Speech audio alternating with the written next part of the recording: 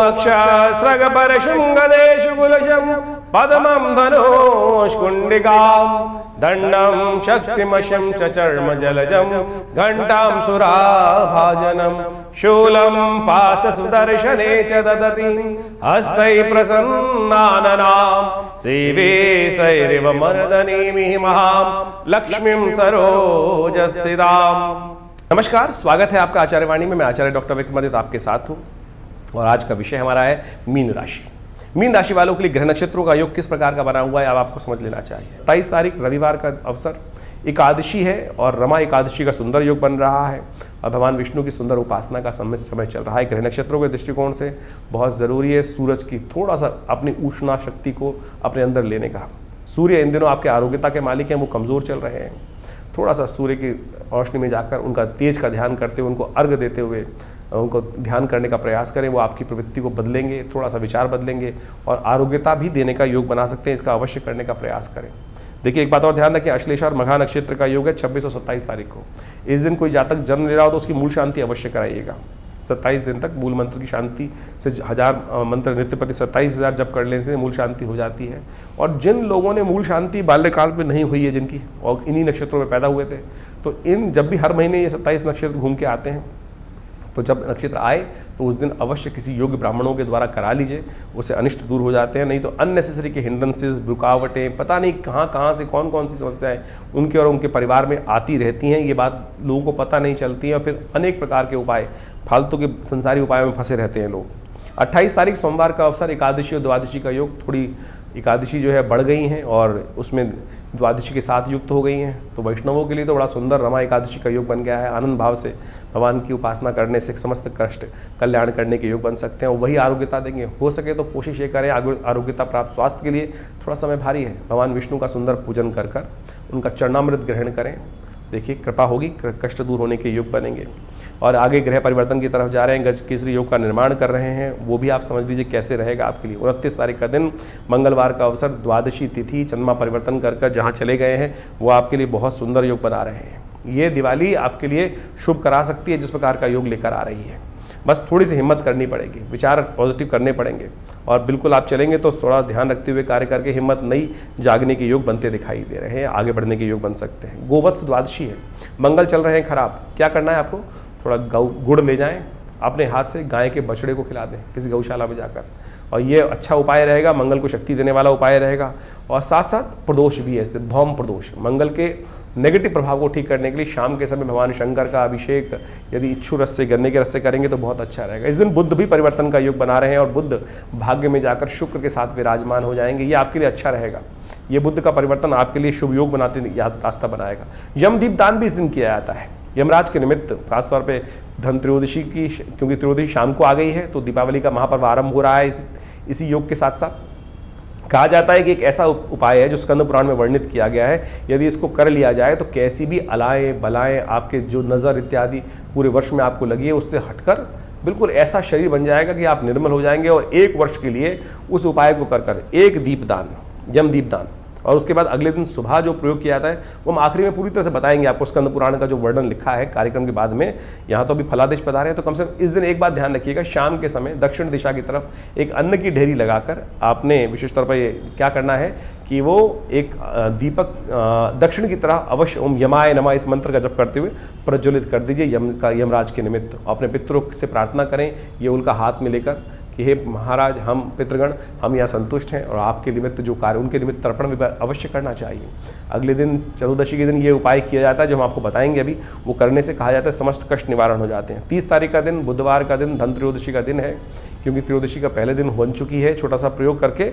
अब धनतेरस है, कुबेर धनाध्यक्ष कुबेर जी का पूजन, लक्ष्मी जी का पूजन, धन्वंतरी भगवान का पूजन, आरोग्यता को प्रदान करने वाले धन्वंतरी भगवान अमृत कलश लेकर जो उपस्थित हुए इस दिन, उनका पूजन भी किया जाता है। ग्रह नक्षत्रों के दृष्टिकोण से बहुत सुंदर योग आपके लिए बना हुआ है। नई हिम्मत के साथ ग्रह उदय हो रहे हैं आपके लिए और ये आपको रास्ता पॉजिटिव दिखाते दिखाई देंगे। खासतौर पर इस दिन अपने घर में श्रीयंत्र, साथ साथ दक्षिणावर्ती शंख, गणेश अंबिका और साथ साथ महालक्ष्मी का पूजन विधि विधान से शुरू करें। 13 दीपक जलाकर शाम के समय अवश्य पूजन करें भगवान का, समस्त अनिष्टों को दूर करने का योग बनेगा। 31 तारीख बृहस्पतिवार का अवसर, चतुर्दशी तिथि है और साथ साथ इस दिन हनुमान जयंती और नरक चतुर्दशी का सुंदर योग बन रहा है। ग्रह नक्षत्रों के दृष्टिकोण से सुबह आपके लिए अच्छी दिखाई देती है, लेकिन शाम के होते होते दोपहर आते आते थोड़ा सा मनोमस्तिष्क में विचार का प्रेशर, कई चीज़ों के प्रेशर, थोड़ा मनोमस्तिष्क में इस प्रकार के योग बन सकते हैं। उनको ठीक करने के लिए हिम्मत की आवश्यकता होगी। हनुमान जयंती है, हनुमान जी को चूल्हा चढ़ाकर चूरमे का भोग लगाइए, वही सबसे बढ़िया उपाय रहेगा। और कहा जाता है कि इस दिन जो भगवान विष्णु की उपासना करके शालिग्राम जी का पूजन करते हैं, भगवान कृष्ण का पूजन करते हैं, वो नरक का मुख नहीं देखते हैं। दिवाली जो है वो बहुत सुंदर रहने वाली है इस बार आपके ग्रह नक्षत्र दृष्टिकोण से, लेकिन कुछ मतभेद थे। तो दिवाली जो है वो 1 तारीख की है, कैसे मननी है, क्या है उसका सिद्धांत, वो भी हम आपको बताने जा रहे हैं। नक्षत्रों के दृष्टिकोण से चतुर्दशी तिथि उदय तिथि के रूप में विद्यमान है और ग्रह नक्षत्रों का परिवर्तन होकर आपके लिए धर्म भाव का उदय होने का योग बनेगा। चंद्रमा परिवर्तन करके करीब 11:15 बजे के आसपास तुला राशि में प्रवेश करेंगे और यह आपके लिए सुंदर रहेगा। धर्म का उदय करने का योग बनेगा, धर्म में आस्था जाएगी। हनुमान जयंती भी है इस दिन और बृहस्पति वीरवार के दिन हनुमान जयंती का सुंदर योग बन रहा है। साथ साथ नरका चतुर्दशी का भी सुंदर योग बन रहा है और इस दिन विशेष तौर पर एक प्रयोग अवश्य करना चाहिए। इस दिन सुबह सूर्योदय से पहले स्नान करना चाहिए और एक आपामार्ग का पेड़ का पत्ता, छोटी सी बूटी होती है जिसको चिड़चिटा बोला जाता है, उसको रात को ही उखाड़ के रख लेना चाहिए और अपने सिर से वार कर स्नान इत्यादि करने के उपरांत उपटन लगाकर तिल का तेल से स्नान करना चाहिए।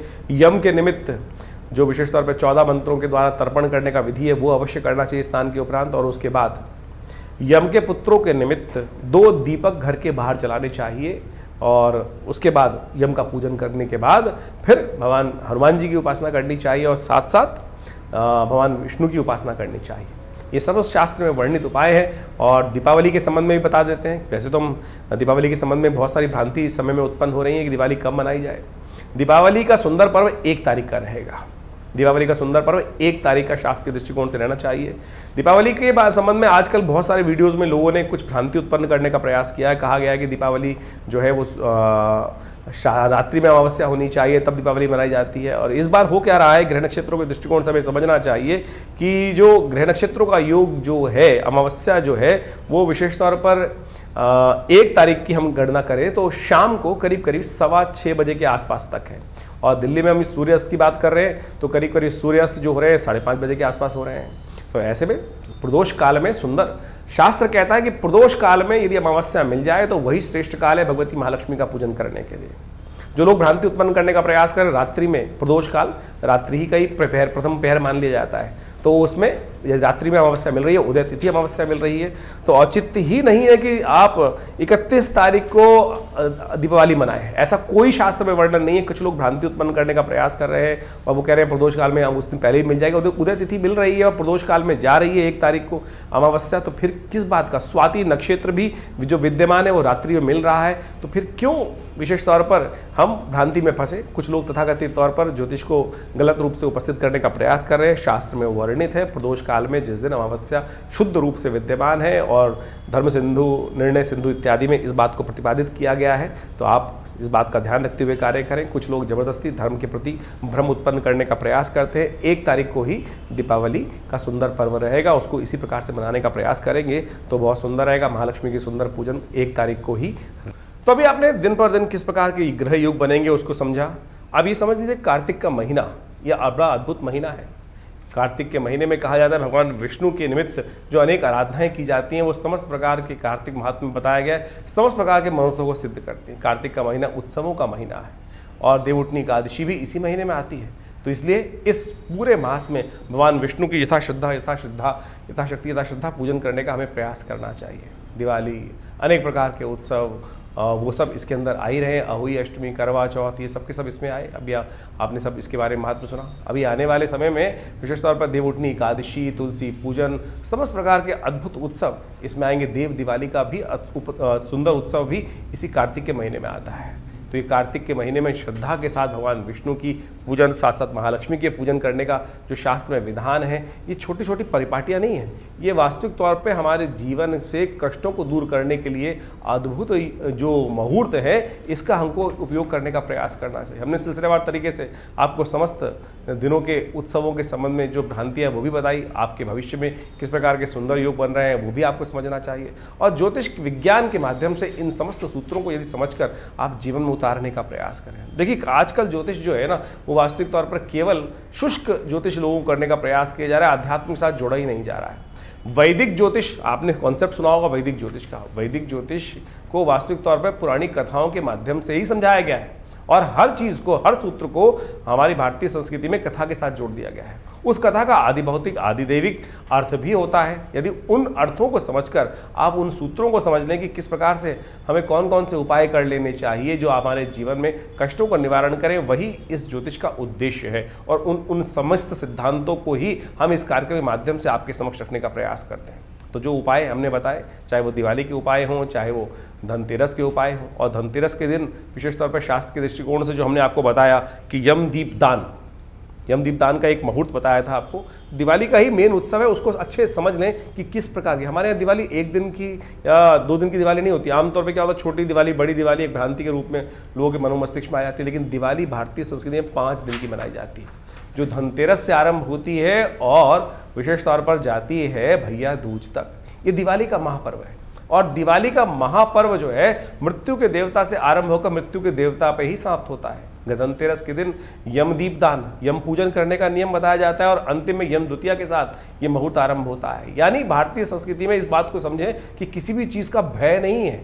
यानी यम का मतलब मृत्यु के देवता, उनके भी पूजन करने का शास्त्र में नियम बताया गया है। और यदि आप यमदीप दान कर लें, कहा जाता है कि 1 वर्ष तक, यानी इस यमदीप दान से अगले यमदीप दान तक, यानी कार्तिक मास के जो कृष्ण पक्ष की त्रयोदशी से लेकर अगले वर्ष की त्रयोदशी, कृष्ण पक्ष की जो कार्तिक की त्रयोदशी तक अपमृत्यु होने के योग नहीं बनेंगे। केवल 1 दीपदान यदि कर लिया जाए, सूत्र भी समझ लीजिए किस प्रकार से शास्त्र के अनुसार से उसको बताया गया है। शास्त्र के 29 तारीख को ये योग हमने जो बताया आपको, उस दिन यम दीपदान का सुंदर मुहूर्त बन रहा है और विशेष तौर पर 29 तारीख से ये आरंभ हो जाएगा, क्योंकि शाम के समय प्रदोष काल में उस दिन त्रयोदशी आ जाएगी, तो उस दिन से ये योग बन के आरंभ हो जाएगा। उस दिन से यदि आप इन उपायों को कर लें तो शास्त्र के दृष्टिकोण समझिएगा अद्भुत रूप से योग बन जाएगा। इस बार दीपावली का जो उत्सव है 29 तारीख से आरंभ हो रहा है। यम दीप दान से उसको करने का प्रयास करना चाहिए। उस दिन 29 तारीख की शाम के समय एक सूत्र समझ लें, एक अद्भुत रूप से क्या शास्त्र बताया गया है कि उस दिन एक दीपक, चौमुखा दीपक लेकर अपने घर के दक्षिण दिशा में उसको प्रज्वलित करना चाहिए यम के नाम पर। और विशेष तौर पर इसको प्रज्वलित करने के लिए यमदीप दान करने की जो व्यवस्था की जाती है, कहा जाता है कि इस दीप को यदि उस दिन जला दिया जाए, अन्न की ढेरी बनाकर एक आटे का चौमुआ दीपक लेकर वहाँ पे यमाय नमः इस प्रकार के मंत्र का उच्चारण करते हुए यदि उस दीप को जला दें और उससे पहले उस दीप की आरती अपने पूर्वजों के निमित्त दक्षिण दिशा में दिखाकर अपने पितरों को दिखा दें, तो ये केवल 1 दीपदान आपको 1 वर्ष तक किसी भी प्रकार की अपमृत्यु से, यानी अपमान के होने के योग, आपके नाम को खराब होने के योग, कैसे भी कष्ट हो उनसे रक्षा करने का ये अद्भुत रूप से उपाय शास्त्र बताया जाता है। तो ये अवश्य कर लेना चाहिए शास्त्र के दृष्टिकोण से।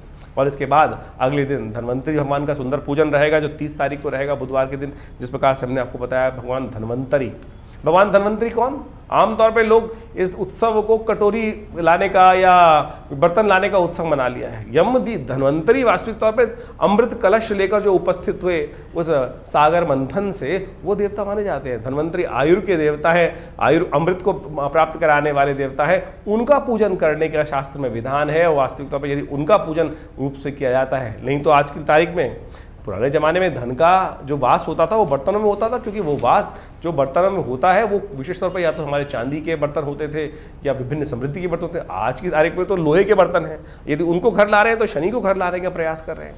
तो इसलिए इसको बर्तनों का उत्सव ना बनाएं, सुंदर रूप से शास्त्र के विधान के अनुसार से सुंदर उनका पूजन करके आरंभ करने का प्रयास करें तो बड़ा सुंदर रहेगा। उस दिन जो 30 तारीख को योग बन रहे हैं, त्रयोदशी उदया तिथि के रूप में विद्यमान रहेगी, सुंदर पूजन उनका करने का प्रयास करें तो अद्भुत रूप से आपके कल्याण के योग बनेंगे। भगवान धन्वंतरी का सुंदर पूजन करें। भगवान विष्णु के स्वरूप में उनका पूजन किया जाता है शास्त्र के दृष्टिकोण से, और वो आयुष को प्रदान करने वाला माना जाता है। 31 तारीख को छोटी दिवाली का भी पर्व है, जिसको कहा जाता है हनुमान जयंती। नरक चतुर्दशी का सुंदर योग पड़ रहा है। कहा जाता है इस दिन सुबह सुबह जब सूर्य उदय से पहले स्नान कर लेना चाहिए और अपने पूरे शरीर पर तेल का मर्दन करना चाहिए।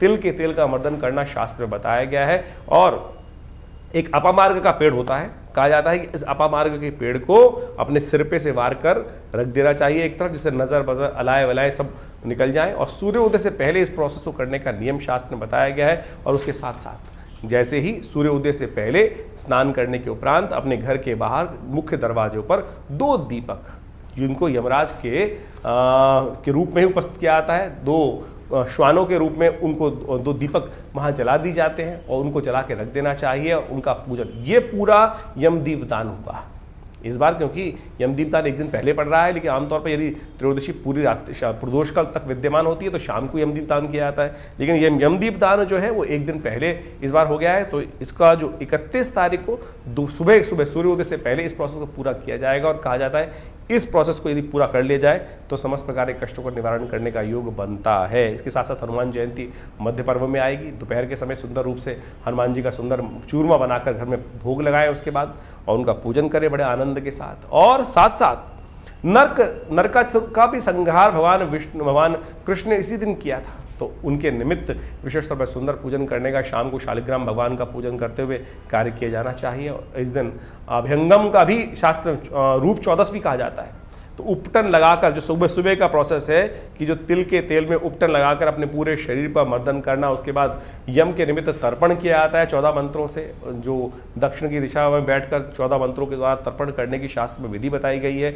यम के समस्त 14 मंत्रों का उच्चारण करते हुए वो तर्पण अवश्य करना चाहिए। ये अभ्यंग जो विशेष तौर पर जो रूप 14 का पूर्ण विधि बताया गया, उसके बाद 2 दीप जलाए जाते हैं घर के बाहर सूर्योदय से पहले पहले मुख्य दरवाजे के दोनों भागों पर। तो अवश्य इसका पूर्ण नियम करना चाहिए।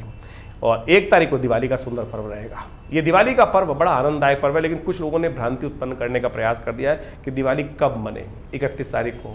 क्या कारण क्या है कि लोगों को अज्ञान तो है नहीं। अब जो रात्रि के समय अमावस्या का प्रयोग करते हुए लोगों ने बहुत सारी भ्रांति उत्पन्न करने का प्रयास किया। देखिए 1 तारीख को सूर्योदय के साथ साथ प्रदोष तक, यानी करीब करीब शाम को 6:15 बजे तक आपको अमावस्या मिल रही है। और प्रदोष काल प्रशस्त है। यदि प्रदोष काल के अंदर सुंदर योग बने तो उस दिन कोई दिक्कत नहीं है, उसका पूजन कर लेना चाहिए। तो शाम के समय यदि प्रदोष काल में जो अमावस्या आपको मिल रही है तो उसमें उसका पूजन किया जाए। 31 तारीख का दिवाली का कोई औचित्य बनता ही नहीं है, क्योंकि उस दिन दोपहर के बाद करीब करीब 3 बजे के आसपास अमावस्या आई और लोगों ने कई भ्रांति उत्पन्न करने का प्रयास कर दिया। स्वाति नक्षत्र भी आपको 1 तारीख को ही मिल रहा है और साथ साथ शाम के प्रदोष काल तक। तो प्रदोष काल में ही महालक्ष्मी का पूजन करना सबसे श्रेष्ठ माना जाता है। प्रदोष काल में अमावस्या है आपके पास, उदय तिथि शुद्ध रूप से विद्यमान है, तो कोई भ्रांति उत्पन्न करने की जरूरत नहीं है। सीधा सीधा सूत्र है कि प्रदोष काल के अंदर जिस सुंदर रूप से उदय तिथि के रूप में अमावस्या विद्यमान है तो उसी दिन दिवाली का सुंदर पर्व रहेगा। इसमें कोई भ्रांति उत्पन्न करने की कतई जरूरत नहीं है। शास्त्र विधि के अनुसार से बड़ा श्रेष्ठ कहा गया है। इसके अगले दिन गोवर्धन का पूजन रहेगा। 2 तारीख को गोवर्धन भगवान विष्णु के निमित्त अन्नकूट का पूजन किया जाता है। और प्रदोष काल में भगवान विष्णु का सुंदर पूजन करते हुए भगवान का सुंदर स्तवन करें। भगवान कृष्ण का अन्नकूट इत्यादि का प्रसाद सुंदर रूप से बनाया जाता है। तो वो भी कार्यक्रम जो रहता है वो भी बड़ा अद्भुत रूप से शास्त्र के अंदर वर्णित है। और ये सारे के सारे कर्म अवश्य करने का प्रयास करना चाहिए। एक बात और, ये गोवर्धन का जो दिन माना जाता है, जिसके अंदर प्रतिपदा के दिन ये योग बनाया जाता है, कार्तिक मास के शुक्ल पक्ष की प्रतिपदा के दिन, ये वो मुहूर्त है कि जिस दिन जैसा करोगे पूरे आने वाले 365 दिन तक वैसा आपके साथ होगा। और आप समझें कि आमतौर पे क्या होता है, लोग देर तक जागरण करते हैं, उसके सुबह देर में उठते हैं तो पूरा साल ही आलस्य में रहता है। तो इस दिन कम से कम सुबह जल्दी उठकर भगवान का सुंदर स्तवन करें, भगवान कृष्ण का स्मरण करें, समस्त प्रकार से कष्टों को दूर करने के लिए अन्नकूट इत्यादि का पूजन करें, भगवान पर विश्वास रखते हुए कार्य करें। और गोवत्स गाय का पूजन करें। गो क्रीड़ा का भी शास्त्र में विधान बताया जाता है, भगवती का पूजन करने का शास्त्र में विधान बनाया जाता है। तो इन सब चीज़ों को करके सुंदर रूप से समय निकालने का प्रयास करेंगे तो बड़ा अच्छा रहेगा। आनंद भाव से रहें, गुस्से में ना रहें, आलस्य में ना रहें, क्योंकि ये जैसा हमने कहा 365 दिन तक वैसा ही होने के आपके साथ योग बनेंगे। आमतौर पे नए साल के दिन लोगों ने कह देते हैं रेजोल्यूशन पास कर लो, आज जो करोगे वैसा पूरे साल बनेगा। वो 1 जनवरी का नहीं है भाई मुहूर्त, तो वो विशेष तौर पर कार्तिक के शुक्ल पक्ष की प्रतिपदा के दिन का मुहूर्त है। तो इस दिन यानी गोवर्धन वाले दिन इस बार 2 नवंबर को योग पड़ रहा है। तो आनंद के साथ उस पर्व को मनाने का प्रयास करें। और साथ साथ इसके बाद दीपावली का अंतिम पर्व जो होता है वो होता है यम द्वितीया, भाई दूज का पर्व। कहा जाता है कि यमुना जी भगवती जो यमराज जी की बहन है, और इस दिन यमुना जी ने बड़े सत्कार के साथ यमराज जी को बुलाया था और कहा था कि कभी आप हमारे घर नहीं आते हैं। तो उस दिन यमराज जी ने कहा कि मैं अवश्य आऊँगा। और कहा जाता है शास्त्र के दृष्टिकोण से उस दिन अपने घर में भोजन नहीं करना चाहिए, बहन के घर जाकर ही भोजन करने का नियम है। और बहन भाई की दीर्घायु के लिए उसको तिलक करती हैं।